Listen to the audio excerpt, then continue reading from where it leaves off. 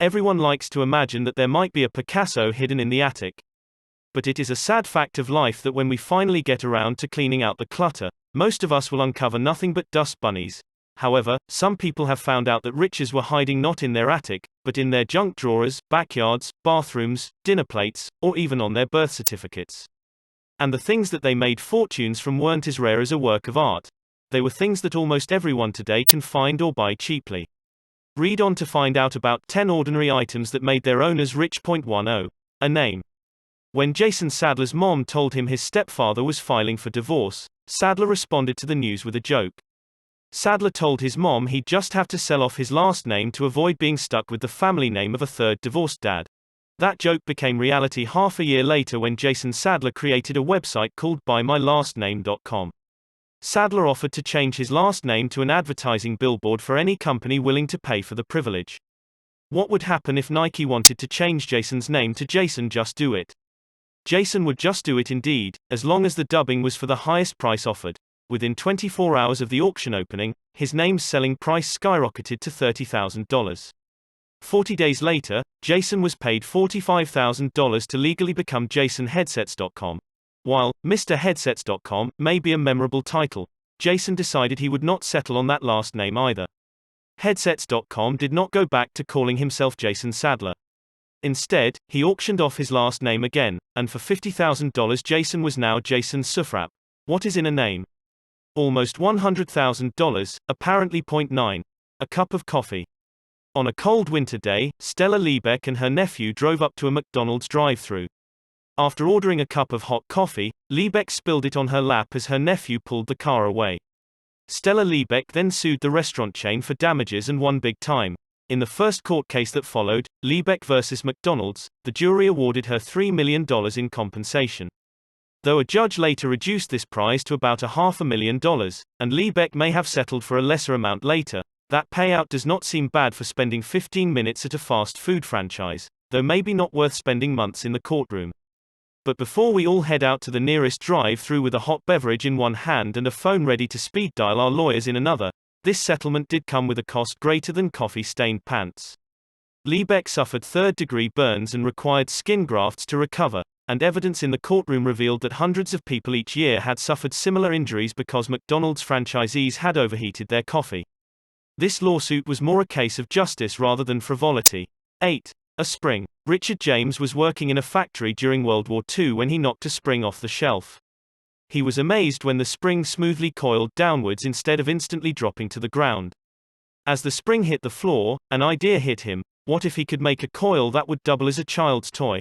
After 2 years of tinkering, he came up with a toy that could stretch, retract, and spiral down inclines. His wife, Betty James, pulled out a dictionary and named it the Slinky. Together they took out a $500 loan, and built an empire that continues to sell the toys to this day. At first James and Betty struggled to make the Slinky profitable. Toy shops refused to stock it because it was so ordinary. But once the toy caught on and James earned millions of dollars, he donated most of the profits to a religious group he had joined in South America. Far from being rich, James plunged his company into a 7-figure debt hole. Oops. Betty took over the company, and miraculously turned it around. While selling enough Slinkies to wrap around the globe 150 times, she never strayed from the Slinky's simplicity and affordability, and sold it even more cheaply in 1990 than it sold for in 1945.7. Tulip. A 17th-century Dutchman would be shocked if you gave your significant other a bouquet of tulips for Valentine's Day. Not because the Dutch preferred roses, but because of what the sheer value of the tulips, or more specifically their bulbs, would be in the arrangement. In the 1600s, tulips had just arrived to the Netherlands from what is now Turkey. A virus had afflicted harvests, which caused each tulip to be colored in its own unique pattern. Curiously, the diseased flowers became worth even more than tulips that were healthy. Scholars coveted different tulip patterns and bought them as if they were collecting baseball or Pokémon cards. Soon the population caught on that people in academia would buy uniquely patterned flowers at almost any cost, and prices for the tulips soared. By 1637, it would be possible for you to exchange a single bulb for one of the largest, most fashionable, houses in all of the Netherlands. While prices collapsed less than a year later, people made and lost fortunes for what today we give out freely as gifts. 6. A rock. Gary Dahl was drinking at a bar when he came up with a concept that would take the 1970s by storm and make his company over $1 million in revenue. In a conversation with his friends, he came up with the ultimate pet. It would be docile, housebroken, shed no hair and have a long lifespan too. Rocks, Dahl realized, were the perfect pets in all respects, better than any cat, dog, or goldfish. Dahl made his drunken idea a reality when he sold rocks in cardboard boxes, complete with air holes so the stones could breathe. For just under $4 you could possess a stone of your very own. A manual included in the package explained how to care for the rock along with the tricks it could be taught. Among other sardonic jokes, it gave instructions on how a pet rock could be trained to play dead. The rock's sheer absurdity caught the whimsy of Americans everywhere. Though anyone could pick up a feral rock in their backyard, the pet rock's value as a gag gift made him fly off the shelves. 5. Garbage. As anyone who lives in a city can tell you, litter is worse than worthless. A New Yorker named Justin Gignac was convinced otherwise. He believed that if someone packaged something right, it would sell, and clearly his point has been well proven by other items on this list also. He began to collect garbage off the streets and arrange it in glass smell-proof boxes. Gignac sold them for $10 a pop, and people bought them as souvenirs. He raised the price to $50, and people bought them as artwork. Today the New York garbage costs $100 per cube and according to his website at the time of this writing, is completely sold out, in not too dissimilar a fashion to New York City itself thanks to de Blasio. 4. Air. We breathe about 23,000 times a day. While we may spend money on basic necessities such as food, water, shelter, and electricity, nobody would even imagine paying for air. Right? 2 Canadians proved that people will pay for the stuff they breathe when the pair began bottling the air in the Rocky Mountains and selling it for $24 a can. Chinese customers, choking in smog-filled cities, began to purchase the bottles both as a joke to protest against poor air quality, or so they say, and for whiffs of pure, unpolluted air, more likely. 3. Poop. We flush our waste down the toilet every day without much thought.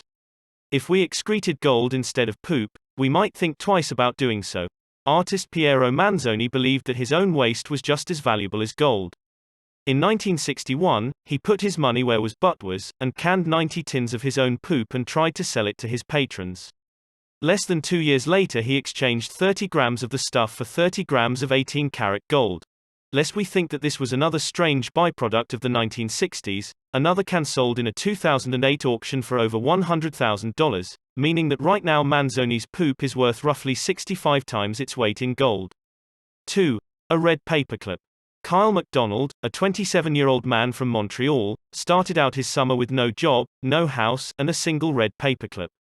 When Kyle resolved to get a home for him and his girlfriend to live in, he did not brush up his resume or open a savings account. Instead, he left his apartment with the red paperclip in hand and traded it for a pen that looked like a fish.